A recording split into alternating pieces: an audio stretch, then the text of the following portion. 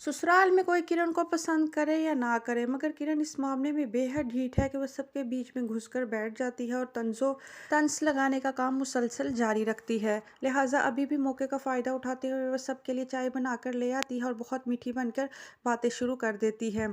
अपनी नंद का दिल जलाने के लिए कहना शुरू कर देती है, वैसे यावर भाई बात के बहुत पक्के हैं। पिछली दफ़ा 1 करोड़ रुपए का कहा था तो 1 करोड़ रुपया लेकर ही आपा को लेकर गए थे।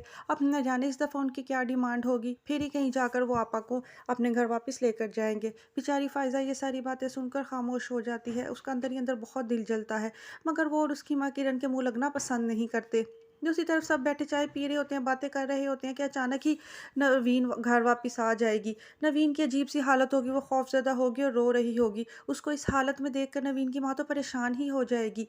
फ़ौरन खड़ी होकर अपनी बेटी को पूछेगी, "क्या हुआ? क्यों रो रही हो? बताओ वजह क्या है?" नवीन बेचारी मुसलसल रोने के बाद अपनी बहन के गले लग जाएगी और फिर उनको असल बात तो वो नहीं बता सकेगी कि कहीं मेरे वालिदैन और घर वाले परेशान ना हो जाएं। बस इतना कह देगी कि एक आवारा कुत्ता मेरे पीछे लग गया था। मगर उसकी इस हालत का बगौर जायज़ा किरण करती रहेगी और वो तो अच्छी तरह जानती है कि ये आवारा कुत्ता कौन है। उसका भी नवीन की हालत देखकर रंग फ़क हो जाता है। लिहाजा वो अपने कमरे में जाकर तो कामरान को फ़ोन करके कहती है कि तुमने नवीन के साथ क्या किया है। तो कामरान जो है वो कह देता है कि मैंने सिर्फ उसको डराया है, इसके अलावा मैंने उससे कुछ नहीं कहा। तो किरण कह देती है कि तुम्हें इस सब का क्या फ़ायदा है? तुम्हें क्या मिलेगा उसको डराने से? तो कामरान कह देता है मुझे 10 लाख मिलेंगे। उसकी बात सुनकर किरण के तो चेहरे पे एक रंग आता है और एक जाता है। वो कहती है 10 लाख रुपए वो तुम्हें कौन देगा? तो कामरान कह देता है तुम मुझे नवीन से दिलवाओगी। किरण कहेगी मैं पागल हूँ कि जो मैं तुम्हें इतने ज़्यादा पैसे उससे दिलवाऊँगी? तो कामरान उसको भी ब्लैकमेल करने की कोशिश करेगा और कहेगा तुम अगर ऐसा नहीं करोगी तो तुम्हारी इज़्ज़त पर भी हर्फ़ आएगा। आखिर वो तुम्हारी नंद है और तुम्हारी इज़्ज़त उसकी इज़्ज़त के साथ ही जुड़ी हुई है। किरण कामरान की इस बात के पीछे छुपी हुई कमीनगी को महसूस कर लेती है और वो समझ जाती है कि कामरान जो है वो किरण को भी लपेट रहा है और वो अब इसे भी ब्लैकमेल करने की कोशिश करेगा।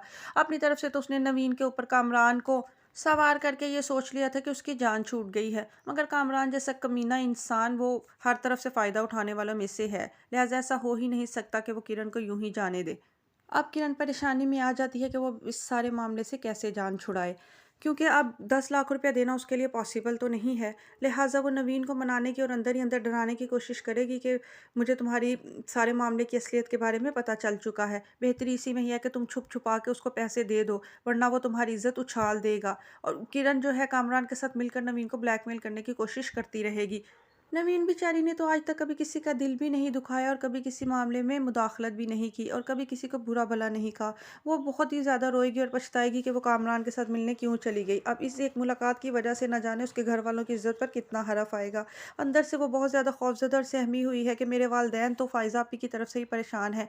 अगर मेरे किरदार पर भी किसी ने कीचड़ उछाला या मेरी कोई बदनामी हो गई तो मेरे वालिदैन किसी को क्या मुँह दिखाएँगे।